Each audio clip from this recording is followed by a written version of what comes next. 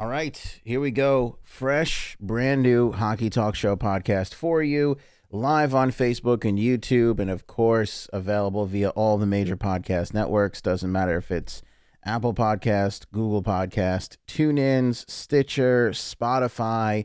We are everywhere and happy to be with you on a Sunday morning, a rare morning Hockey Talk Show. Actually, I'm a morning radio host, so this is very comfortable and familiar for me. May not be for you, but I thank you for joining us wherever you are joining us from. Here's what we got to talk about on this episode of the Hockey Talk Show. We are jam-packed. Out of all the shows we've been doing lately, this is the most packed show. Jeff Skinner signs with the Buffalo Sabres. What does that mean for that team? How does that signing screw the Toronto Maple Leafs? We have to talk about Game 6. Obviously, tonight, Stanley will be in the house. What do the Bruins have to do to force a Game 7? Can the St. Louis Blues capture a cup tonight? Zdeno Chara, Jordan Binnington, Conn Smythe talk, referee missed calls talk. We'll get into all of Game 6 in the Stanley Cup Final in this episode. Plus, rumors, they are swirling. Corey Perry on his way out in Anaheim. We have to talk about the Edmonton Oilers, Milan Lucic, James Neal. We have a lot of free agency, restricted free agency, and trade rumor talk to go through.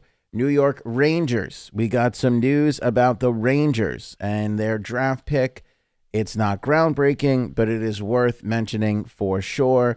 We'll throw in a dash of the Minnesota Wild, and if we have time, which I think we will, we'll talk about the new ownership situation yet again with the Arizona Coyotes. You can't miss a second of this one. We got a whole nice long hockey talk show on the morning of Game 6 in the Stanley Cup Final right here at hockeytalkshow.com.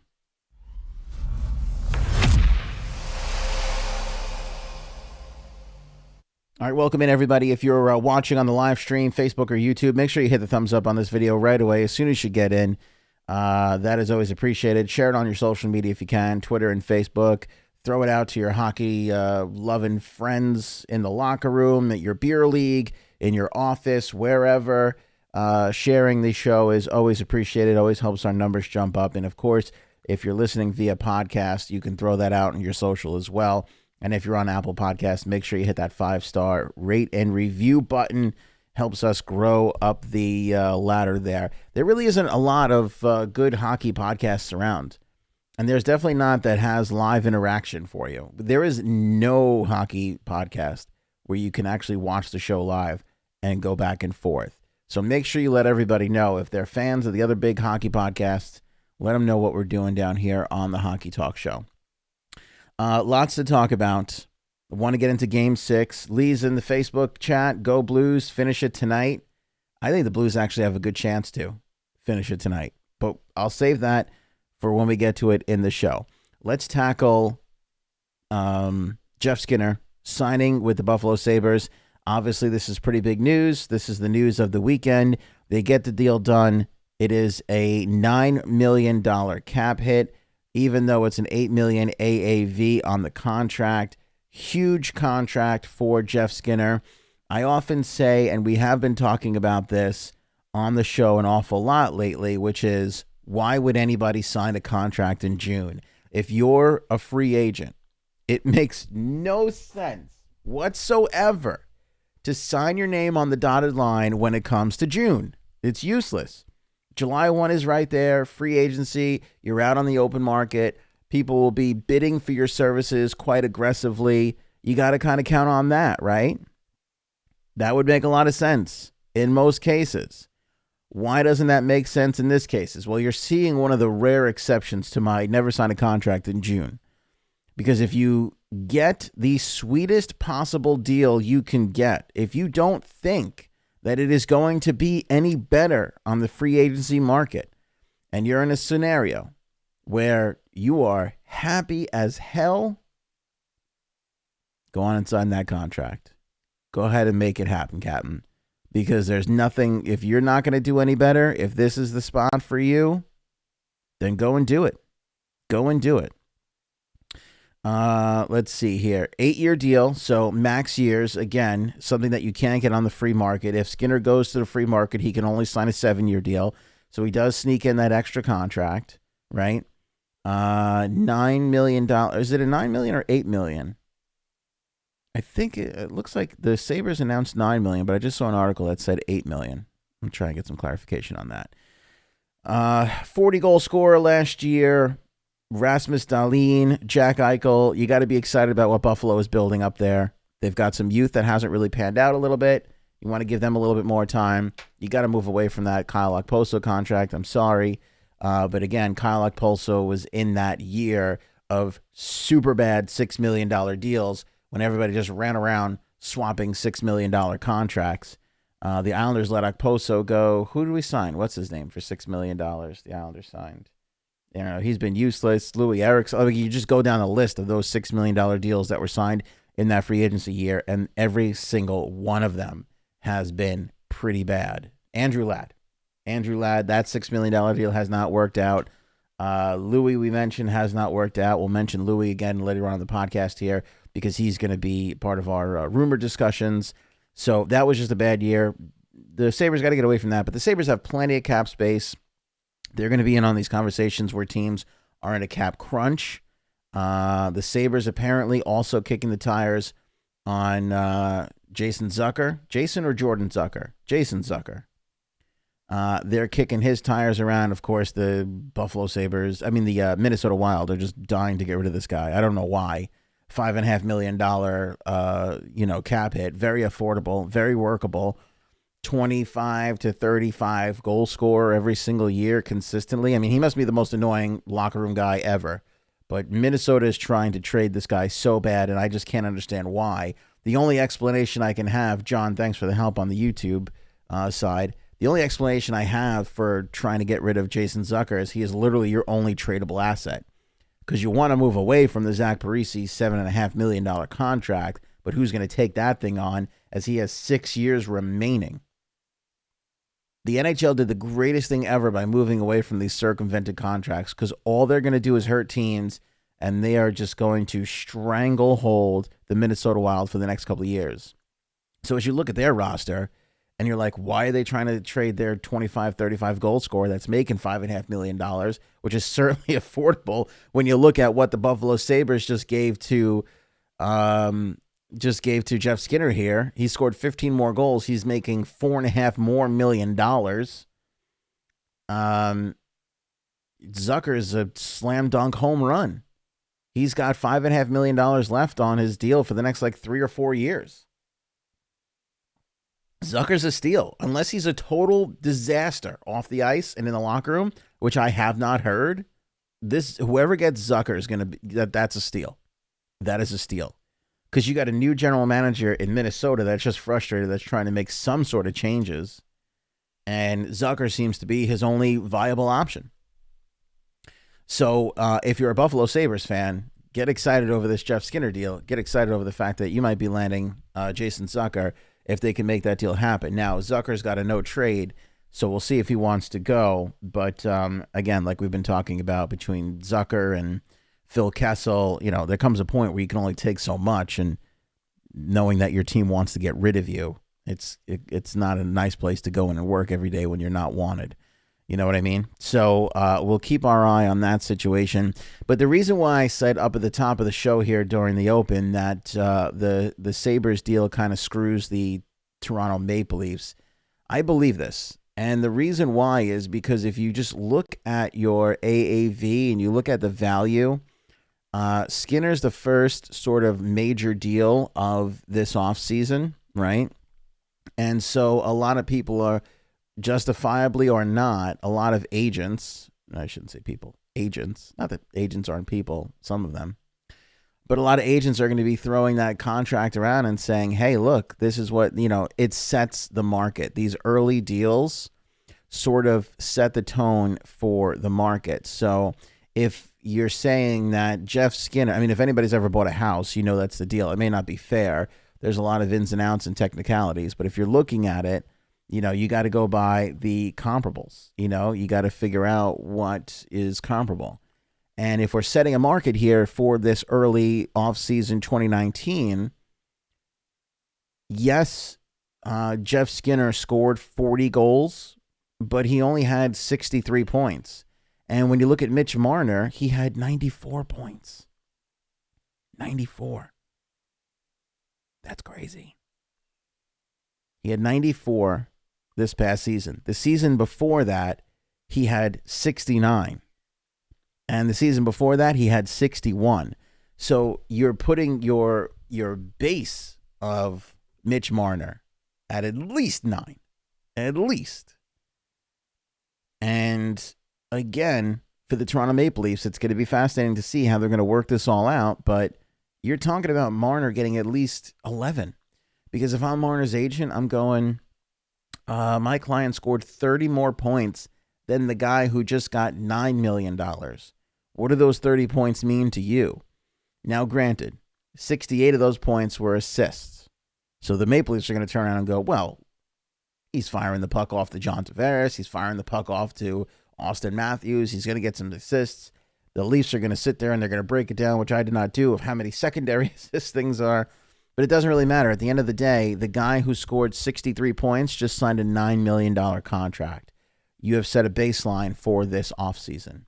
And it's a little bit difficult for Marner and the Leafs now getting closer to a deal. Does Marner have 1 year left on his deal? No. He is a restricted free agent. He has to get a contract this season. Now, normally you would get like a standard raise. There's no way Mitch Marner is taking a standard raise. Which would, or a qualifying offer or something of that nature, which is a certain percentage over what you're making this past season. There's no way he's going to take that. Marner doesn't sign for $800,000 or $1.3 million. There's no way he's getting his big money contract right now. And William Nylander proved that, and other players proved that as well. Because the agents turn around and they go, you qualify my guy right now, you can get him for 1 more year, but then we're definitely gone. He won't even listen to you. So that's the power of the player right there. Players have a lot of power. And the restricted free agents, because there's so many in this offseason, they're going to have a ton as well. So Jeff Skinner definitely raising the market a little bit. And not even on AAV, but from what I understand, he also got like $7 million up front on a signing bonus. He's got some no movement clauses in there. I haven't been able to kind of nail down. Everywhere that I read about his deal, it's a little bit different on the no movement clause. So it'll take a little while till we understand what exactly that no move will be and what it is. But it's a big money contract. Big money contract for a 40 goal scorer, which is great. If you're the Sabres, it's great. You're excited about it. But at the same time, you just put a lot of money in a guy who hit 40, who usually averages a little bit lower than that, and you're banking on that guy to be your guy with Jack Eichel, with maybe Zucker if he winds up coming in. And, you're hoping that Middlestat comes around and Rasmus Dahlin becomes the player that we all are pretty sure he's going to become.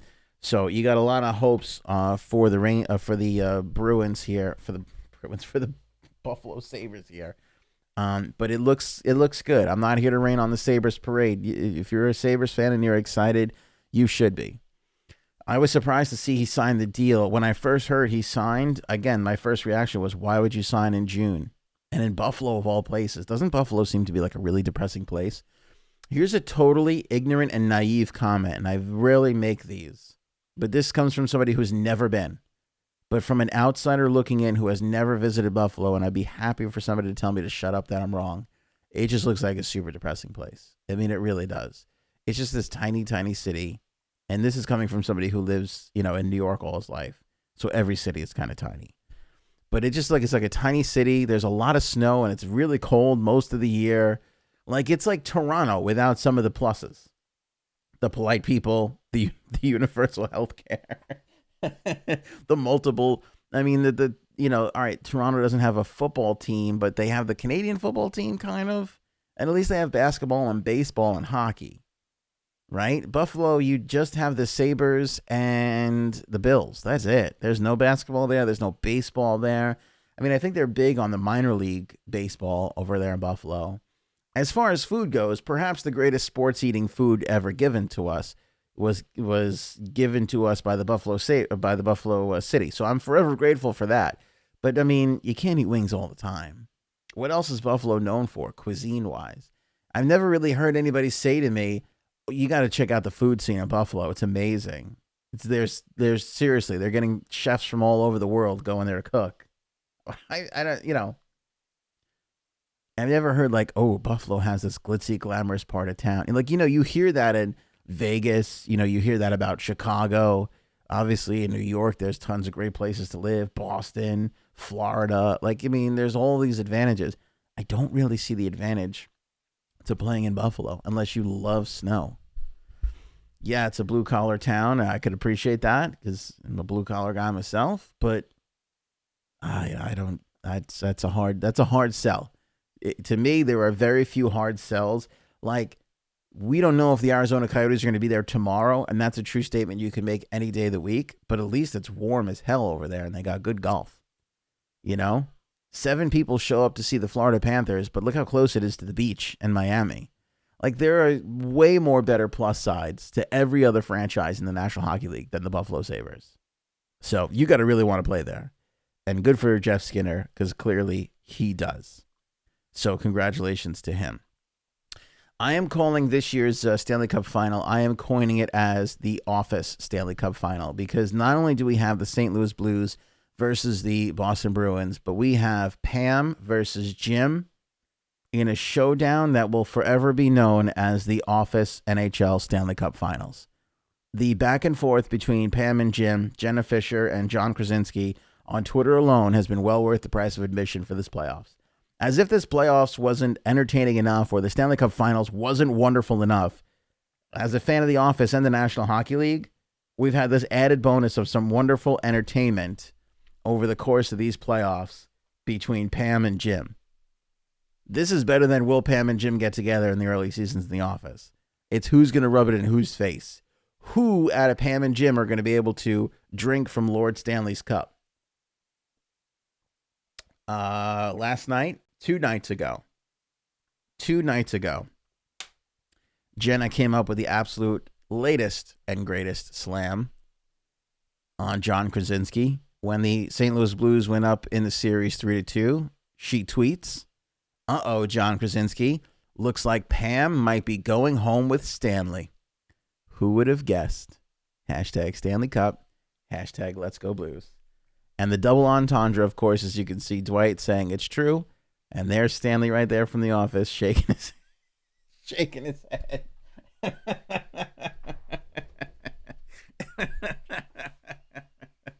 I love it. I love it. It's the double meaning because it's Stanley from The Office and Lord Stanley's Cup. Part of the reason why these playoffs have been so great. The Office Stanley Cup Final has been quite entertaining for the fans of The Office and the National Hockey League. Michael on Facebook, what's the deal with the Anaheim Ducks looking for a new head coach? The owners want the San Diego Gulls coach, yet the GM is taking his time. I trust in Bob Murray. I know this might be frustrating. I mean, we haven't heard peep about anything when it comes to the coaching vacancy.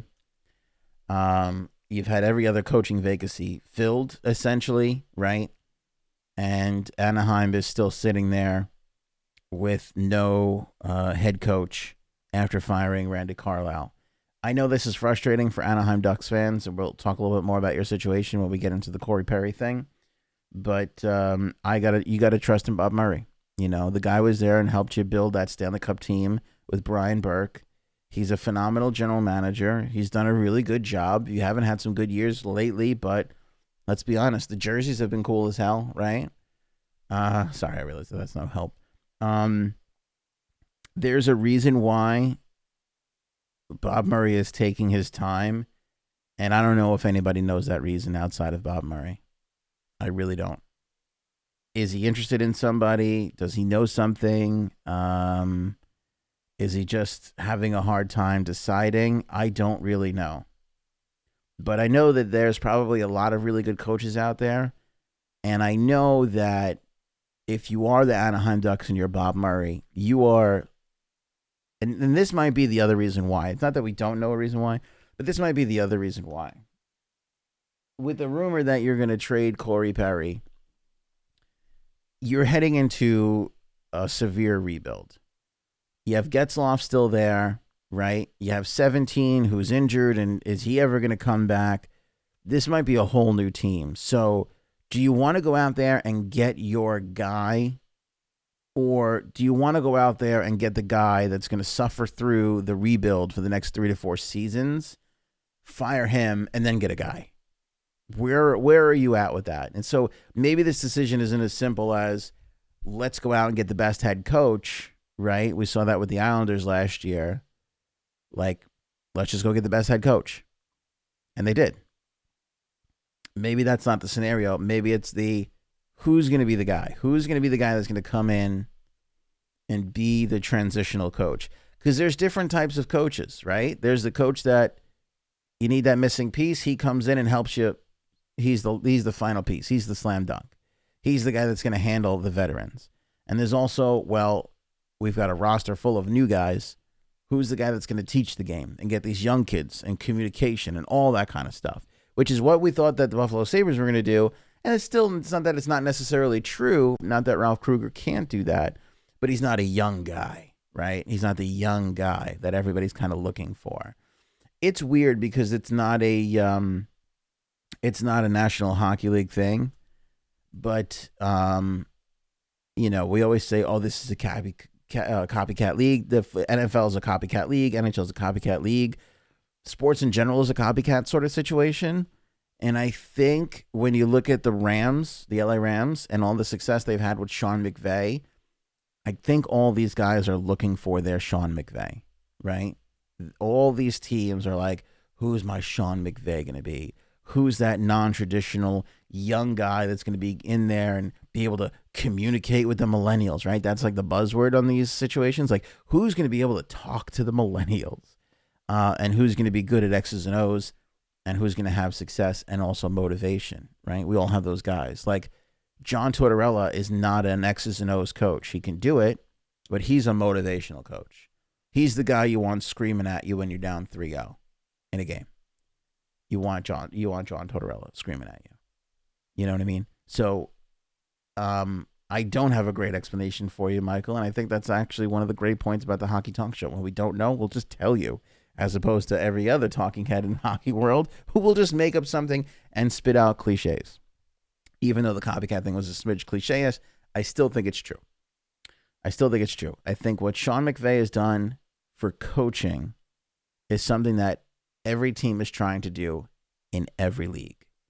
And I think to a point, sans the young person part, is what the Sabres did with Ralph Kruger. Because he was a non-traditional hire. He was way out of the game. He was working in soccer, right? A little bit of time since he was in the NHL last. Not a whole bunch of success there. Definitely more coaches available with better resumes and more success on their resumes, right? So that's the kind of thing with the Sabres. So Emily Ann, Ducks are looking at Lambert too. I mean, there's a lot of people that are looking, There's a lot of people. Anaheim was supposed to interview Barry Trotz. Off topic, when is the league going to go back to wearing white at home? Been bugging me for years. Any news on Belmont? No news on Belmont other than our last episode. We talked about the Islanders did do a promotional partnership with the Belmont Stakes and the horse racing thing. That's not uncommon. But like I said in the last episode, it's not a bad sign. There is no other news. I know that's going to be painful for Islander fans to hear, but there is no other news on that. And yes, I agree. I would like to go back to white jerseys at home. I know this is controversial. I know that's a hot take. I just like the white better at home. I don't know. I always did.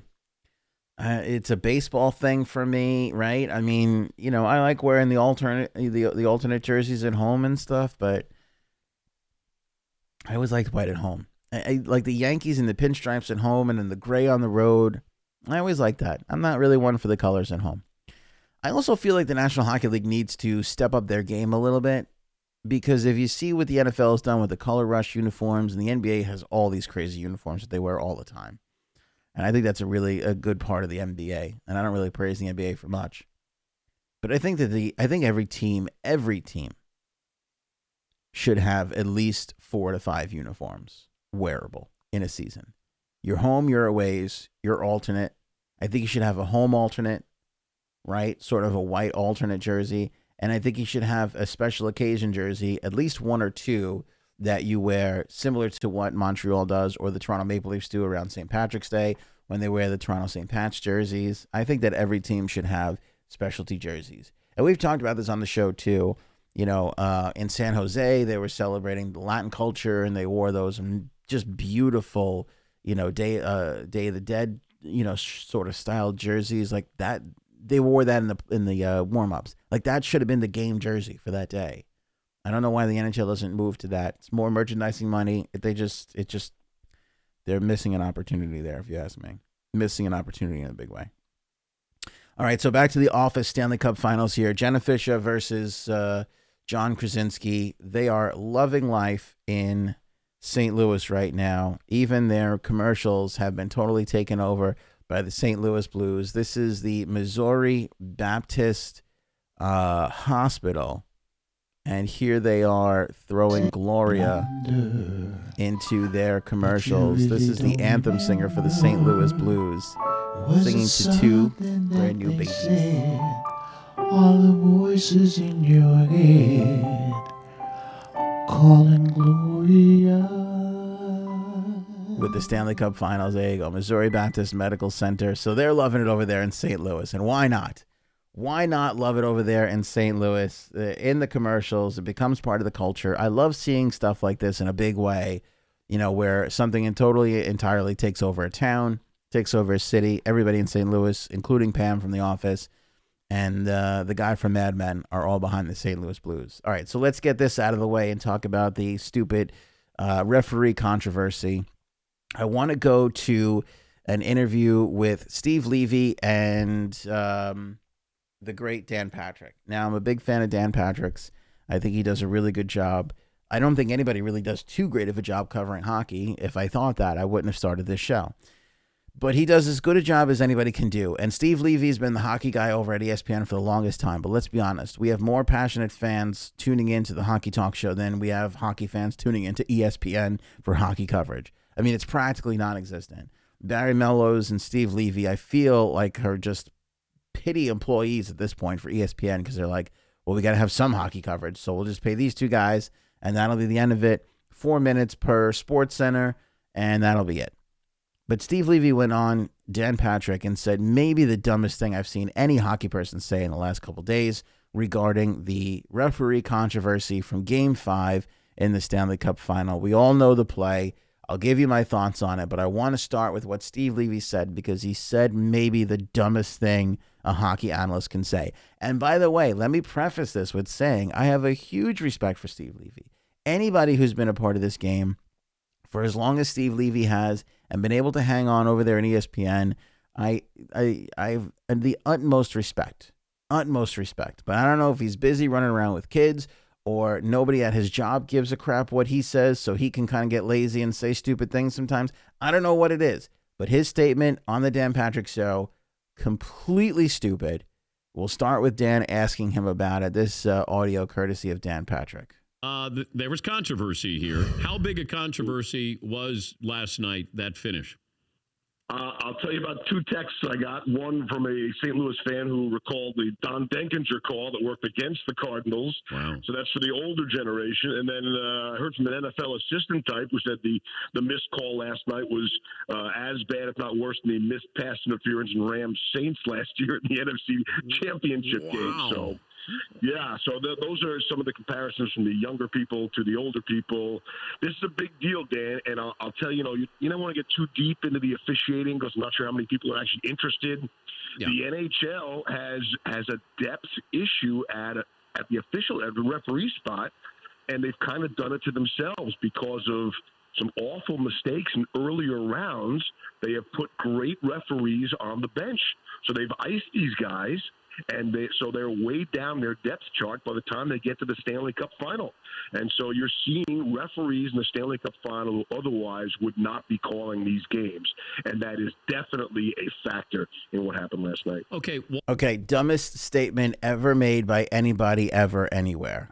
It comes out of a kind of legit statement, which is the NHL really did put themselves behind the eight ball a little bit when it comes to officiating because of the San Jose Vegas call. They iced a couple officials on that. That is actually a great point.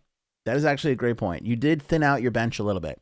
But to call Kelly Sutherland and Wes McCauley not fit for calling a Stanley Cup final is absurd. My 3-year-old, who has watched a grand total of 1.5 hockey games in his entire life. Yes, he goes to bed at 7 o'clock. It's a little rough for him.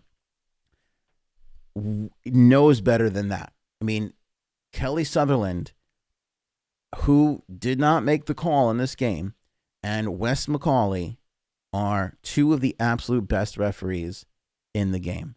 And that's not just my opinion, but when I talk to hockey people, when you hear from general managers, head coaches, they will all tell you the same thing. When they take that sheet, every game in the National Hockey League, this is one of the things I used to do for the Islanders. You got a information packet, starting lineups, head coaches, trainers, referees, what game it is in the National Hockey League. I always like watching that. This is game 44 for the St. Louis Blues. It's game 1,673 for the National Hockey. It tells you how many, it gives you all that information. When the play-by-play guy spit out something really intelligent, you're like, wow, they're really smart. Where'd they get that? It's on a piece of paper that we hand to them. All right? Everybody knows that. So when a general manager, when a head coach gets that piece of paper and they see Kelly Sutherland's name on it, they breathe a sigh of relief. They know, this is a guy who's going to give me a fair shot at the game tonight. Wes McCauley is maybe the best referee in the game. Maybe the best referee in the last 20 years since Kerry Fraser hung up the skates. And you have Steve Levy going, now we have guys that are unqualified to call. What are you talking about? What the hell are you talking about? You can't go on and say stupid stuff like this and not expect to be checked by somebody like me. Because that's a dumb statement. And I have a lot of respect for Steve Levy and John Butcher-Gross. And again, all the hockey guys that come out of ESPN, nobody pays attention to ESPN who likes hockey. If you like hockey, you find shows like this one because ESPN sucks. I mean, if ESPN was good at their coverage of hockey, I wouldn't be doing this. Right? If CBS was good at their hockey coverage, I wouldn't be doing this. NBC wouldn't be covering hockey at all if they didn't own the contracts. And even their coverage is suspect at times. So you can't just go out there and spread stupidity without me checking you. And Steve Levy, that's the dumbest statement I've ever heard. Legitimately the dumbest statement that I have ever heard. Because those two are some of the best referees. All right, now here again is another thing that makes me happy to do this show because I feel like you, the hockey fan, needs to hear this. The non-call in Game 5, I have no problem with. I have no problem with it. Kelly Sutherland looking right at it. Bozak trips the Bruins player. Bozak looks back like he's guilty. All the talk that I hear, oh, the guy looked back. Bozak looked back. He was going to argue the call. Guys, I am fine with a non-call here. I am fine with a non-call. And this is the problem. Steve Levy on the Dan Patrick Show, who doesn't usually cover hockey. You have all these sports guys, all these hockey guys calling into the show. I'm sick and tired of the majority of the coverage for the National Hockey League being some sort of controversial thing about bad refereeing or concussions and fights. And that's all the mainstream media cares to pay attention about when it comes to hockey. That is it. And it's not like the National Hockey League is being singled out here because the same thing with the NFL. The NFL people only care about the NFL and mainstream media when it's Deflategate or some guy beat his wife or one of those things. You know what I'm saying? Not that the NFL doesn't get enough of their coverage. They get plenty of coverage. But the point I'm trying to make is when these stories start to gain heat and momentum, it makes me sick. It drives me friggin' crazy. I can't stand it because it all becomes nonsensical horse crap that nobody who's a real hockey fan cares about. I'm not going to say that was a good non-call, but I'm okay with the call. And now everybody, because of all this hubbub, because the Steve Levy's and the half-hearted hockey analysts go on all these other shows, the NHL, look, the NHL, I've said it, they had a rough go. The referees have had a rough go. It's not been a good playoffs for them. It is not. They went out there and they've had a bad run, just like all of us have a bad day at work and a bad week at work and a bad month at work. We all go through it, right? The referees have gotten to that scenario.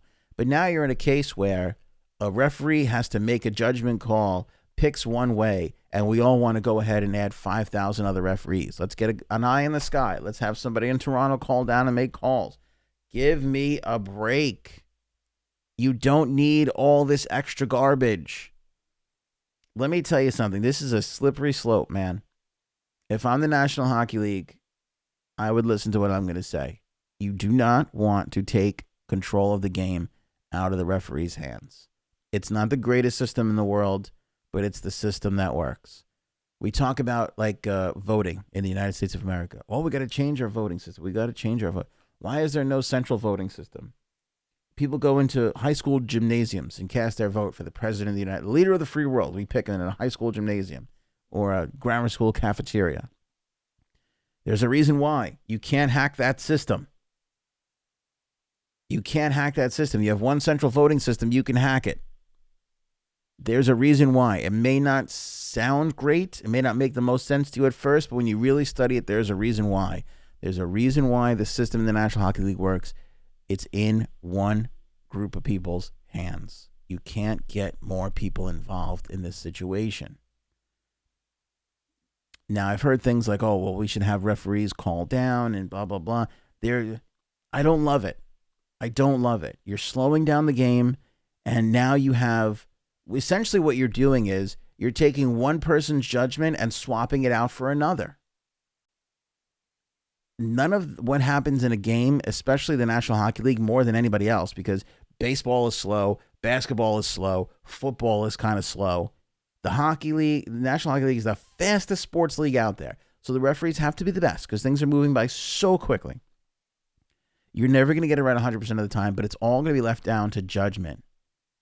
And in that moment, Kelly Sutherland looked at that and went, the guy was going for the puck, not the player. He did trip the player. I could call that, but I'm not going to. Now, here's what drives me crazy. And I didn't write it down, and I probably should have. But if you go back to the early part of that game, it was in the first period. In fact, so that I was watching the highlights because I had nothing to do. I was playing with my kids. So I threw on the NHL Network, and they were replaying the game. I saw the play again. First period, a Bruin goes in and trips a St. Louis Blue, and there's no call. And that's the whole point. Referees know the temperature of the game. They know what they want to call. Like how an umpire has his strike zone. Okay, he's calling up a top corner of the plate. He's not calling bottom. He's not calling this. I kind of know where my strike zone is tonight. The referees have the same exact thing. They know, I let that go for Boston earlier. I'm going to let it go for St. Louis. Now, it's unfortunate that the Blues scored 15, 25 seconds later, whatever it was. But you're telling me that every time a goal is scored now, you want an eye in the sky to go back and watch the previous minute to see if there was any infractions to call back goals? This is what you want? That's the National Hockey League you want. It's nonsensical. Things come up and people start screaming and then they don't think it through. That's not what I want. Oh, it was a hand pass, or they missed this, or they missed that. Guys, people miss calls all the time, but that's the system. It works. And the way you're proposing to fix it is the flawed humans on the ice who have an opinion, who have a judgment, who make a call and make a decision. You want to swap that out for the same flawed person not on the ice who are going to make a call and make it. It doesn't make any sense. There's no robot up there. There's no absolute power. Whoever the National Hockey League would deem to put up there would be the same flawed human being. Now, you might say, well, Ant, there's absolutes, right? Hand passes are without question. Offsides is without question. Yeah, that's fine. I give you that. But if you're going to do something like that, to me, that's got to be a crew member. Like, the league has crews. I actually think they swap out a little bit more than usual, but usually the guys will stick together. If you're going to have that person, it should be a referee. It should be the fourth or fifth person in the crew. And people are talking about, oh, I know it'll fix the calls. Take one of the referees off the ice and put them up on top. Again, I don't want to live in a world where it's like, yay, we scored. Okay, let's wait for the guy upstairs to watch the last 2 minutes to see. And then where is your point? The last 30 seconds before a goal? The last 90 seconds before a goal? Where do you cut it off? Because then you know what's going to happen? People are going to be like, oh, look, 3.5 minutes ago, it was kind of offside there. That the play should have been whistled dead. Now, I mean, it's just, it's insanity. It's insanity. So I don't mind the Kelly Sutherland non-call. I understand that the Bruins are upset. I understand Cam Neely chucking a water bottle against the wall. Bruins fans, you guys can scream about it all you want. Fair game, man. You guys are that hurt. That hurt. But when you step outside of that, it's pretty fair. It's pretty fair because the Bruins didn't get a penalty when they had that same situation, in the first period. And Tripping, by the way, he is absolutely within his right to put his whistle in his pocket at that moment. I don't know why. And nobody is pointing that out. Nobody is pointing that out. I'm Steve Levy going on the Dan Patrick Show. I go, yeah, I get why Bruins fans don't like it, Dan, but he can absolutely make that call. He could put his whistle in his pocket. Just like how umpires and check swings in baseball and, pass interference calls. Ask any NFL analyst. Nobody knows what the hell pass interference is because it's all over the place. Penalties can happen. You can get slashed on the wrist and there's no call. Why didn't you call that, Raf? Because your guy just did that to somebody else. Some nights they want to control that right off the bat or put a stop to it. They'll call the penalty and they'll tell everybody, stop with the up high hits. Stop, get control of your sticks, guys, because I'm going to be calling it all game. I can't have it. Right? Referees set a tone and a mood for every game.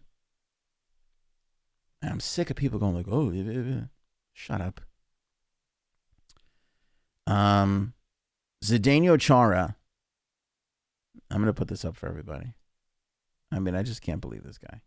Zdeno Chara has missed 4 games out of 184 playoff games in 14 postseason appearances.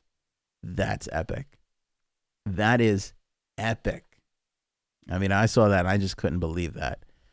I told you the last preview of game 5 that he would be in the lineup, and he was.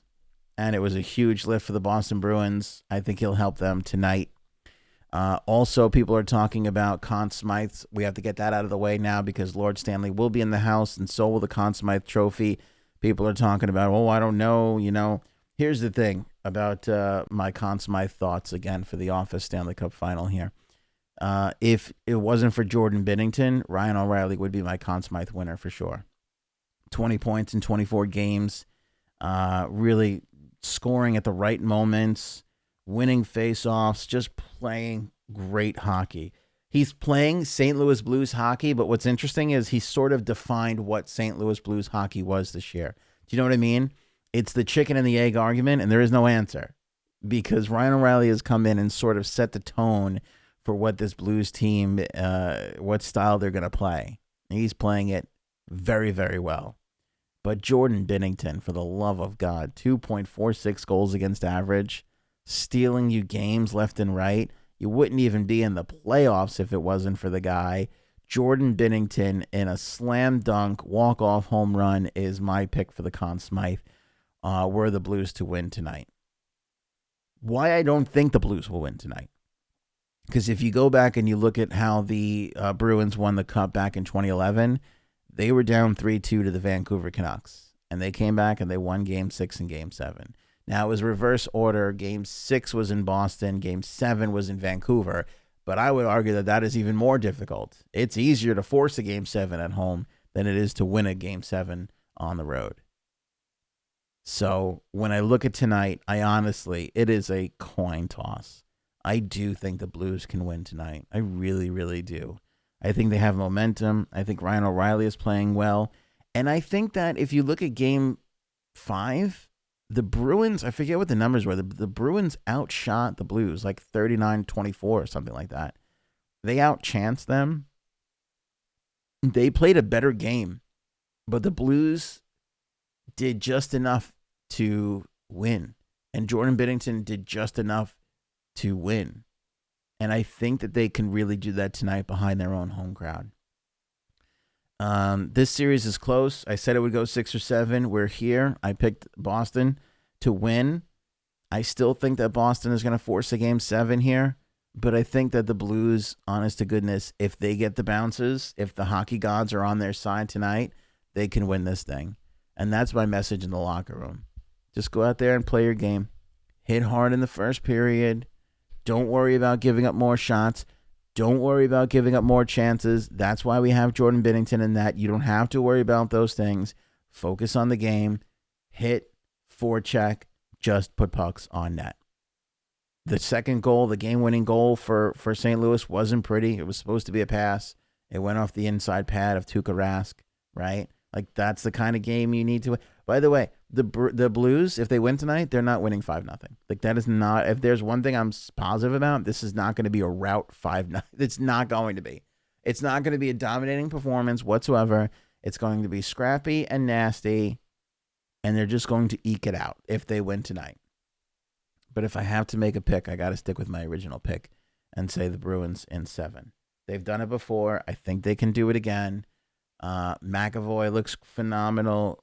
Krug looks great. By the way, the other reason why St. Louis wins, because they hit Krug and McAvoy. They hit the crap out of those two guys, and that's their game. That's their game. Leave a little bit of space, as little space as possible. By the way, congratulations to Vladdy Tarasenko on becoming a dad. They just had a baby. He will be in the lineup for tonight for Game 6. All right, should we get to some rumors here? Rumor part of the show. We'll run through these as much as we can. Let's see here. Where do you think Duchesne and Panarin end up? I'm assuming the Rangers will make a huge offer to Panarin. Think the Rangers are going to make an offer to Panarin? Rumor lately is Bobrovsky to Florida. Not sure why, other than they desperately need a goaltender, and he does not want to be in Columbus anymore. Feels like there's a couple of other places he could go. If I'm the Edmonton Oilers, I am putting some serious talk into Bobrovsky because I can really turn around my franchise quite quickly if I'm the Edmonton Oilers, if I can get Bobrovsky under contract. It's going to be a little difficult because the Oilers have to get away from that Lucic deal, which is going to be an issue. But if I'm the Edmonton, I don't see how Bobrovsky to Florida is as done as all the rumors suggest. But the latest rumors is that Panarin is going to go down to Florida with Bobrovsky. And that would be kind of amazing because the Panthers are kind of built for a big UFA splash.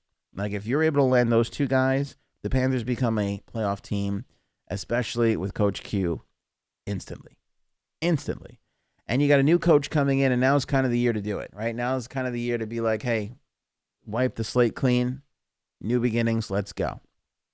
The Panthers were pretty good. Their offensive players can play some good D. Bobrovsky and Panarin come in with offense and obviously goaltending. That would help them tremendously. Let's talk about Duchesne for a second here because there are some pretty big rumors on Duchesne. Columbus is not out of it. Jarmo is talking. He's trying to get something done, trying to keep Matt Duchesne in a Columbus Blue Jackets uniform. I still think that's a possibility. I still think that worked.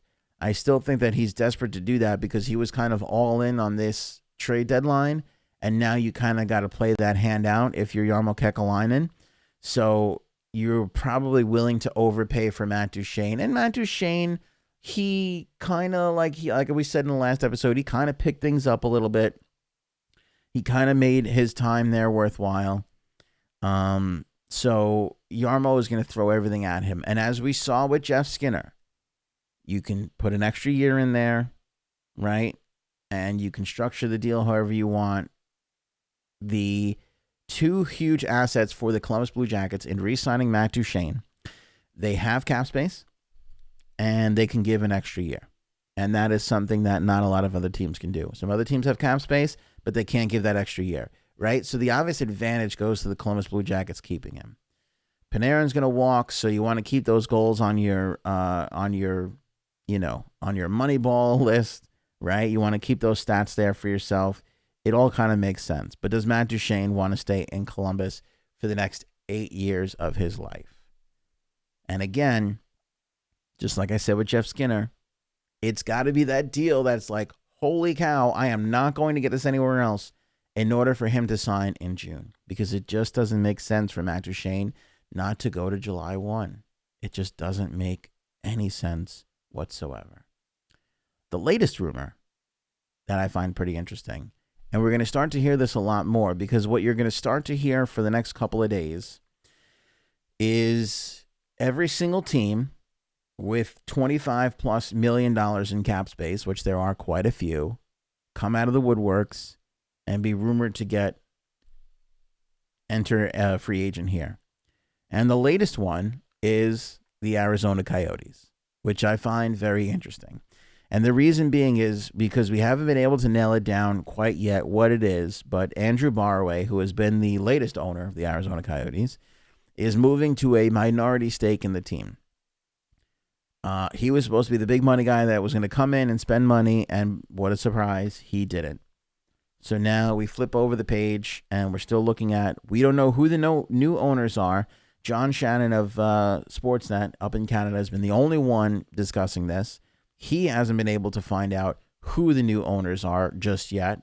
He won't until the National Hockey League decides to announce who the new owners are.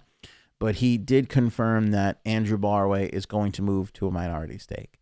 So what does that mean? That means that for the first time in a long time, we have the possibility of the Arizona Coyotes being able to spend a hell of a lot of money, right? They can actually start to, go out there and open up their wallet a little bit, because right now the money that they have all tied up in players has been on guys that are like buyouts, and like they have Marian Hossa, right? They're not paying him real cash, but he's counting towards their cap. So they have a lot of those scenarios right now. I think Mike Ribeiro is still on their buyout history, right? There's a lot of those sort of instances where they're overpaying some guys. But you got Oliver Ekman-Larsson under contract. Alex Goligoski and Nick Hjalmarsson is under contract for the next couple of years. Jacob Chychrun is signed long-term to a very cap-friendly $4.6 million. And you really need to figure out your offense, because I like Nick Schmaltz, but he's not the offensive leader that I want on my franchise. And Derek Stepan is getting up there in years and not the player he used to be, which was the player he never really became. So, yeah, I need a centerman. I need a strong centerman on my team. He's the best available. Duchene to the Coyotes makes sense. Oh, Adam on the YouTube chat. There you go. He's got it. Arizona to make a push for Matt Duchene, obviously. Smart rumor. Makes a ton of sense. I would listen to it. And again, if you're Matt Duchene, aside from the fact that Arizona is the place where you got caught talking in the back of an Uber, talking about how crummy your coach was, aside from that, there's not really a lot of knocks to Arizona. They'll pay you your money. Beautiful weather all year long. Golf all year long. Nice neighborhoods. Beautiful towns. Great food. What's not to love? What's not to love? You sacrifice that 8th year, I should say. You can only get 7, but maybe it's worth it. Maybe he looks at what they're building over there with Clayton Keller and Oliver Ekman-Larsson. And Antti Rantanen is under contract for the next couple of seasons. Antti Ranta. What did I say? Rantanen? Antti Ranta is under contract for the next couple of years. And maybe you're like, you know what? Maybe I'll go here. Maybe I'll sign here for 7 years, because I know in my last 2 years, I'll be playing alongside Austin Matthews. So that'll be real exciting. So Matt Duchene, possible for Columbus. But as we've seen with Jeff Skinner, Columbus is going to have to offer the sweetest of sweetheart deals to get him to sign prior to July 1. And again, if I'm in the free agents camp, it doesn't matter who it is, Jeff Skinner, Matt Duchene, anybody else, I'm going, unless you get every single thing that you want to a T and you're happy to play here, go to July 1st. Go to July 1st all the way. We talked about Carlson a little bit in the last episode. Carlson to Ottawa makes sense to me because if you're going to, again, as agents are starting to take temperatures, so clearly somebody in Jeff Skinner's camp said, you know what, Jeff, you're not going to get $9 million a season from somebody else. And we're not going to get that 8th year. And you love Buffalo, right? You're one of the few people on the planet who loves the city of Buffalo. So you're not going to get better than this. And that's what it's going to take. It's going to take the deal that the agent's going to be able to go to the player and say, you're not going to get better than this. And the way that these guys are going to go to free agency is the agent's going to say, look, this is what they're offering. Matt Duchesne's agent's going to go, this is what they're offering. We might be able to do better. We might leave a little bit on the table without that 8th year, but we might be able to find a better situation for you. Better players, better coach, better hockey market. You know, the other thing you have to think about, too, is Columbus, not exactly a hockey hotbed. Great market. But what people fail to realize is when you go to the Rangers, when you go to Chicago, when you go to Toronto, not only is there money to be earned on the ice, but there's money to be earned in endorsements. Austin Matthews, Mitch Marner, John Tavares, they're hawking gas stations and apartment rentals and all kinds of garbage, car dealerships, all kinds of stuff up there in Toronto, making all kinds of extra scratch. You're not going to get that in Columbus. You're not going to get that in Arizona either. But there'll be some of it. So I can see as Carlson goes around and, he's kind of injury prone and, we're not going to offer him this or that. Again, you got to look at it if you're Erik Karlsson and you go, well, I can make $7 million a year playing for this team, or I can go back home and make $1 million less and 2 years less and be comfortable. I'm going to do that. Family matters. Hashtag family matters. It was a good show, not just because of Steve Urkel, but it's poignant for today because Erik Karlsson's wife is an Ottawa girl. Ottawa or Montreal makes sense for that reason, right? We're seeing that as well with the Toronto Maple Leafs and Patrick Marleau. His wife, his family, West Coasters. They want to go back. That's done. Marleau is gone. You will not see him in the Maple Leaf uniform. He has put his house up for sale. He is done. He is done as a Toronto Maple Leaf. So he's getting out of there no matter what. Similar to Corey Perry, which we'll talk about that next. But similar to Corey Perry, Patrick Marleau is done, and it's come at the right time. Because if I'm the Toronto Maple Leafs and I have to get Mitch Marner under contract, and it's going to cost me $10.5 to $11.5 million to do so, I have to get Patrick Marleau off my books, and I have to get Nazem Kadri off my books right away. Because there's $10 million right there. Makes that pill a lot easier to swallow. A lot easier to swallow if you have those two off of your cap. Do I think Minnesota makes an offer to Anders Lee? Yep. I said this in a previous episode, and I know it hurts because you don't want to lose your captain 2 years in a row. But let's be honest, things are looking up in the island. Anders is a big part of that. But hashtag family matters. Anders Lee is a Minnesota dude. That's his home. Minnesota has a retooling situation. New general manager, new direction.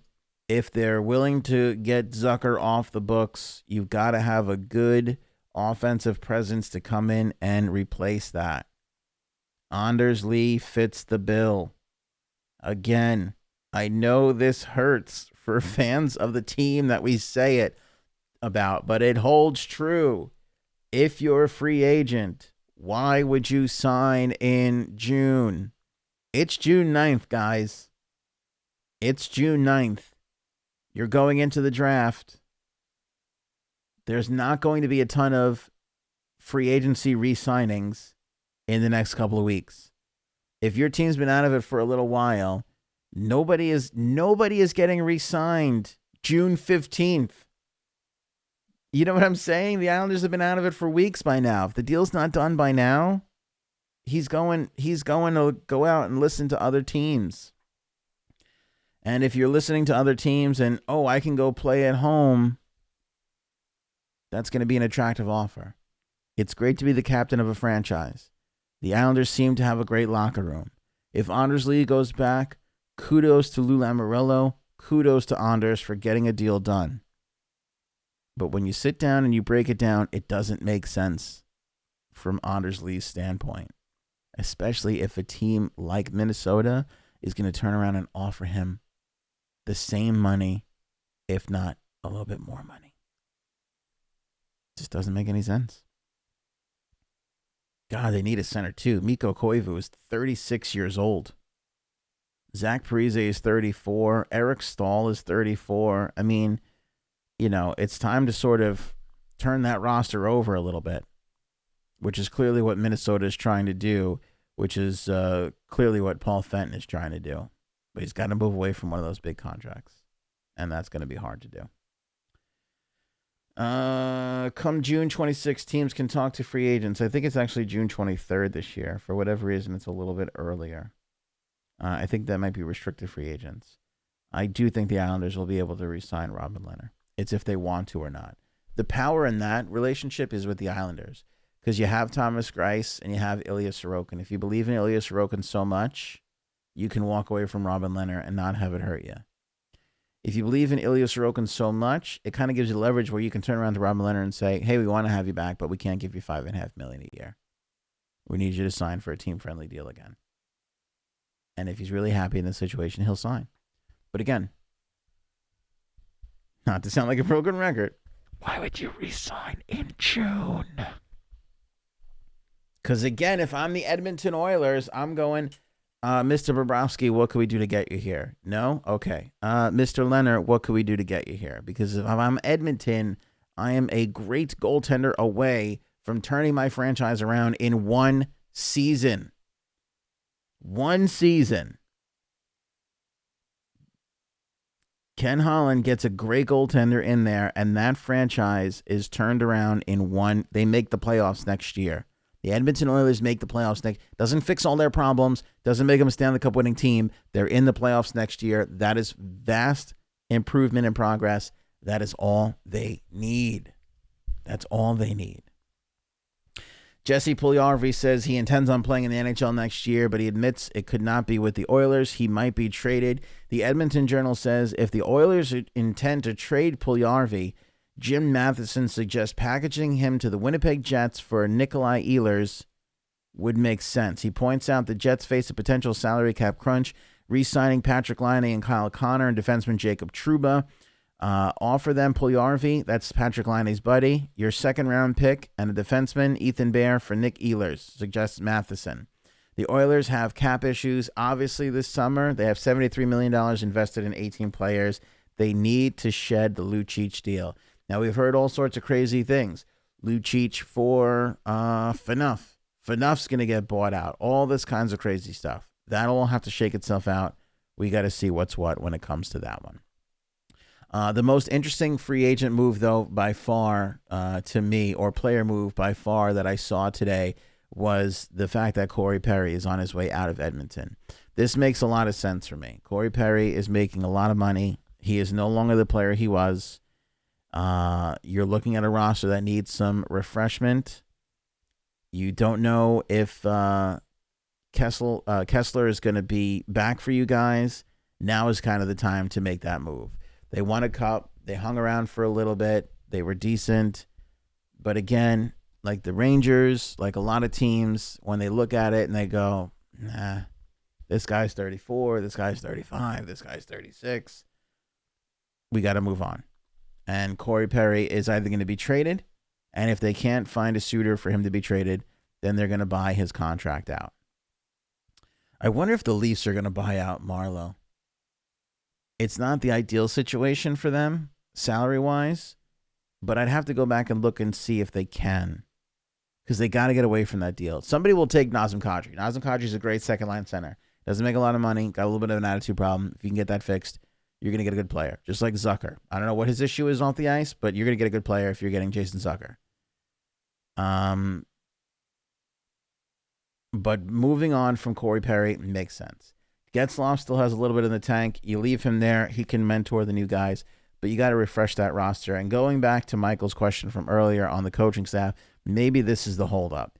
Maybe they want to see what their roster is going to look like before they go out there. Maybe Anaheim's made an offer to somebody, and they're sitting there going, well, I'm going to kind of see what your roster is going to be. I doubt that. Coaches usually like to get coaching jobs no matter what the roster is, but who knows? Elliot Friedman is reporting that he heard the Oilers are kicking the tires on James Neal. Friedman feels that the Flames have two options with Neal: either bring him back and hope he bounces back from this season's subpar performance, or trade him and take another contract on in return. I think James Neal's got a lot in the tank. I think Calgary did not work again for a team that is looking to salvage something from the yard sale, for lack of a better term. He's not a free agent, but you can get him for, you can get him on your team. I think James Neal is going to be a valuable asset. I think he's older. I think he's a little bit up there, but he's got grit. He's got scoring. I kind of like James Neal. I think it would be a good addition to any team. How many years does Ladd have left? That is a good question. And I wonder too, in this flurry of free agencies and RFAs this year, if we're going to see a lot of buyouts, because there are definitely a lot of candidates for buyouts. As we said earlier, Kyle Okposo was one of them. Corey Perry is one of them. Patrick Marleau is one of them. Andrew Ladd is signed up into the 22-23 season. So he's got 4 years left. That hurts. I would severely try and walk away from that contract if I was Lou Lamoriello. In fact, if I'm Lou Lamoriello, I'm pretty sure I've already looked into the fact that I'm trying to walk away from that contract. The thing that sucks is, and this is what every general manager is going to do with Corey Perry, with all these guys, they're going to try and trade them first. Get them off the books. And what it's going to boil down to is no general manager is going to sucker another general manager in here. It's going to be bad contract for bad contract, with the hope that the guy that you get will magically turn it around. Like, you're hoping for the change of scenery to kick in and work out. You know what I mean? So that is the Corey Perry situation. As far as free agents go, a lot of people are kicking the tires on Jason Zucker. There's rumors that Zucker goes to the Canucks. We'll have to see about that. Zaitsev apparently wants out of Toronto. I think Nikita Zaitsev will be an asset somewhere else. If the Islanders were to find a suitor for Leddy, which I don't know why they would, Nikita Zaitsev to the Islanders would make a lot of sense, because Lou's the guy who gave him that big fat contract that nobody seems to like up in Toronto. But you know what? He doesn't seem comfortable in Toronto, and it doesn't seem like he wants to play there. Here's a good question. Any dark horse team you say making a big splash this summer? It really depends on what you're talking about, because like we said, I think that the Arizona Coyotes could really turn some heads around if they got new, fresh money in their ownership situation. So I think if they're willing to spend, and this story that is going to be around anytime a struggling payroll team gets a new owner, they're always going to be like, maybe he'll spend money. I think the Arizona Coyotes have a chance to make a splash. But again, if you look at the Florida Panthers, if the Bobrovsky and Duchesne thing is true, to me, that's a massive splash. That not only puts the Florida Panthers in the playoffs next season, along with Coach Q, that puts the Florida Panthers in the conversation of, I think this team could make the Eastern Conference Finals. Because what's stopping them? They have Trocheck and, just great defensive forwards, fast, skilled forwards. You'll have goaltending. You'll have another centerman. You got a pretty decent D. I mean, the Florida Panthers scare the bejesus out of me if they land those two guys. So that I could see being the big splash. And then outside of that, there's not a ton. I mean, Jeff Skinner, a 40-goal scorer, was kind of like the guy, right? Once he goes, there's not a ton of love in the UFA category.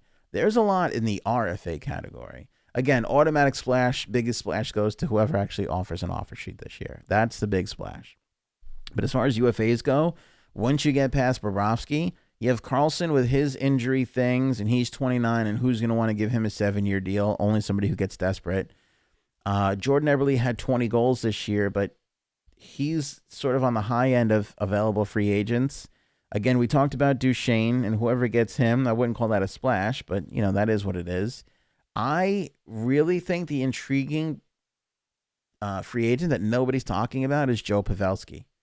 Yeah, you're a little bit worried about him bleeding from the head, but Pavelski had 38 goals this last year. That's pretty good. But again, Jeff Skinner has set the market, right? $9 million a year. Go look at your teams and see who can fill their needs and still give out $9 million to Joe Pavelski at 34. But I think he might be a steal for certain teams. Panarin, we talked about, most likely to the Rangers, so that's not going to be a surprise or a splash to anybody. And then your free agents are just, Tyler Myers is a great ad, but that's not going to be a splash. I think the splash is going to, it's a great question. I think the splash is going to come from your RFAs and the offer sheet scenario. Seattle does not come in this coming season. They'll come in the next season. If I'm Lou, I let Eberle walk with Bellows and Wahlstrom coming. John, I totally agree with that. There's far more youth and excitement coming for the New York Islanders in an already great locker room. Again, the Islanders had their best year when their huge star left. They played better as a team without one guy. So I have a hard time when people are like, you think the Islanders are going to get Panarin? Honestly, look at it. Would you want Panarin? Because I wouldn't. I really wouldn't. I know that sounds crazy to say, but I really wouldn't. Real. Michael Dalcol is going to have a breakout season next season. I hope so, because I've yet to see that. I've yet to see it from Michael Dalcol. I'm very down on Michael Dalcol, and I have been for a little while. I'm not butthurt about Joshua Hosang being slighted over Michael Dalcol. I'm totally okay with that. I just haven't really, I haven't seen the confidence from Dalcol's game that I want to see. And I haven't really seen the skating ability either. But I'm hopeful. He could. And I think that would be fantastic. But I wouldn't be surprised if Dalcol gets one of those lost in the shuffle guys where you have Wahlstrom and you have Bellows. I'm much higher on those two coming up and superseding him. And again, why would the Islanders trade Nick Leddy? Well, because Noah Dobson. That's the only reason. Noah Dobson is going to make the Islanders team next year, and you have Dobson, Pulock, Pelech, and Taves. There's not as much room now for Nick Leddy. I would hate to give away Nick Leddy. I'd rather give away Johnny Boychuk, but not a lot of teams are going to be interested in Boychuk. You could actually get a fairly decent return for Nick Leddy, for sure. And if you package Hosang into that deal, yeah, again, another change of scenery kind of guy. How soon should we expect teams to start picking up guys to leave exposed to the expansion draft? You know what, J Marks, it's a great question. I think a lot of teams learned from the Vegas thing that they put a little bit too much emphasis, and people got a little too caught up in that, and they gave the Vegas Golden Knights a lot. Vegas got a lot of players and a lot of picks. And teams made some really dumb moves, i.e. the Islanders were carrying 3 goaltenders for a whole year, kind of ruined their flow for those goalies for the entire year. And it was the reason why Halak left. And now he's 2 games away from winning a cup with Boston. So I don't think teams are going to worry about that stuff too much. It's on their mind, but it's like the 4th and 5th, if everything is equal between a decision and this looks better for the Seattle thing, they'll probably go with that. But again, like I said, it's 4th or 5th down on the list in a scenario where everything is equal. It's not going to mean that much. It's really, really not going to mean that much. Dave's picking the Blues tonight to win. I am picking Boston. I still think Boston's going to pull it out, just like they did in 11 when they came back from down 3-2 to capture their Stanley Cup right there. I told you I would end off with some Ranger news. Look at this guy right here. Notice him? Used to seeing him with 93 on his back. There's Mika Zibanejad DJing up on the stage on the 1s and 2s. How about that? He was DJing alongside Tiesto and Alban Myers, who apparently are really big DJs. I've heard of Tiesto before. I don't know where this was, and I just realized that I don't really care. But it's cool to see Mika Zibanejad up there DJing, and also as if we needed a reason to say that the Rangers definitely are going to sign Capo Caco. The Rangers signed Tarmo Ruunanen, and that might mean nothing to you, but if you're a Rangers fan, you should know Tarmo Ruunanen came from Capo Caco's team in Europe, and supposedly, from what I hear, very good friends.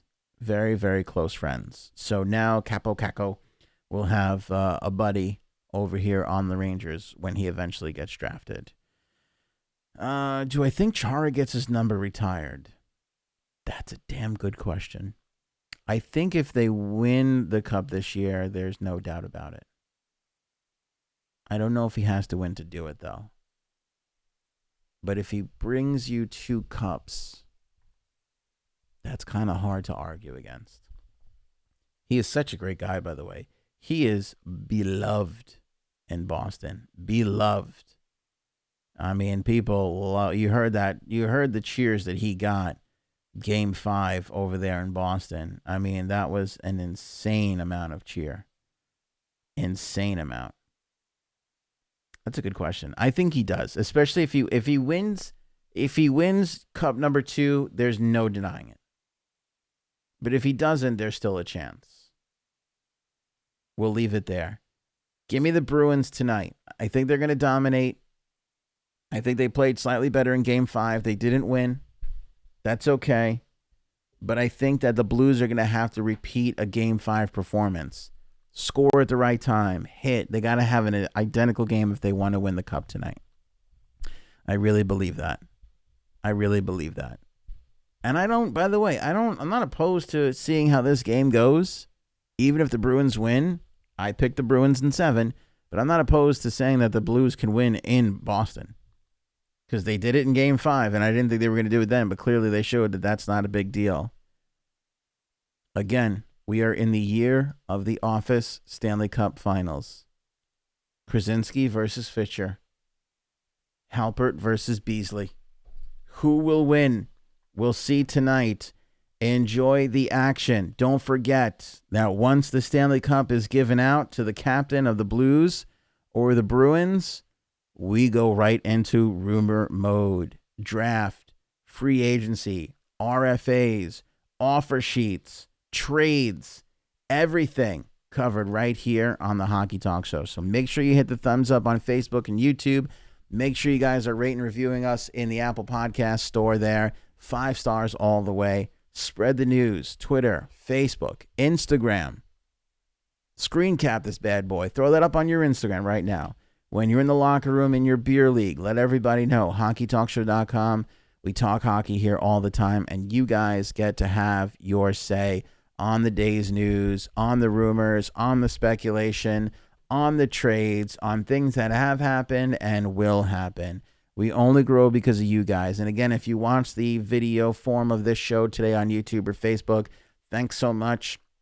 If you have 4 minutes, go and download the podcast, whether it's on TuneIn, iTunes, Google Podcast, Stitcher, Spotify, wherever it is, and just listen to the ads up front. That's how we make our money right now on the Hockey Talk Show, so that is definitely appreciated.